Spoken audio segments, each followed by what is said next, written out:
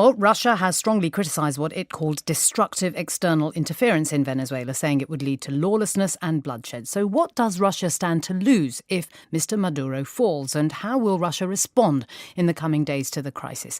Let's speak now to Vladimir Rouvinski, Professor of Political Studies at Icesi University in Cali, Colombia. He specialises in Russian Latin American relations, so the perfect person to speak to.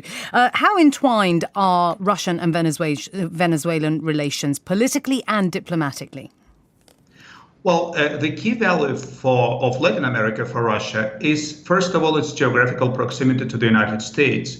And during the last 20 years, Russia was trying to find allies in Latin America that would support the construction of what Vladimir Putin is calling an alternative or a new world order.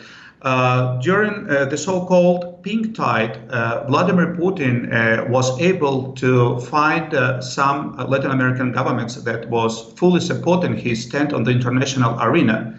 However, during the last perhaps 3 to 5 years, we've seen that the governments were changing in Latin America. So basically, Venezuela is one of the last remaining allies for Vladimir Putin, and losing Venezuela is actually something that Russia could not afford doing. Okay, so that's the political context. What about the business interests inside Venezuela, the specifics of it?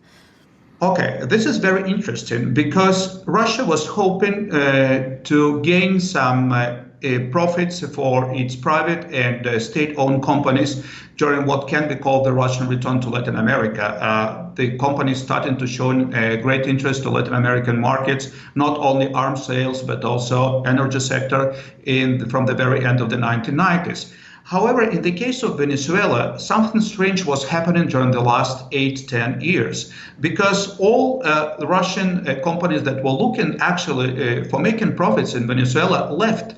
The first company leaving Venezuela was Gazprom, then Lukoil, and almost all the other Russian important companies left Venezuela because they were losing hope that they could make any profits. However, they were replaced by Rosneft, and Rosneft is actually a very interesting Russian company because it is the head of the company is Igor Sechin, who is one of the most politically powerful person and very close to Vladimir Putin. When Sechin became the head of Rosneft, he started using this for political purposes. So Rosneft has invested heavily in Venezuela, but they are losing money. It will be a very interesting few days ahead. Vladimir Rouvinski, Professor of Political Studies at Icesi University in Cali in Colombia. Thanks for joining us.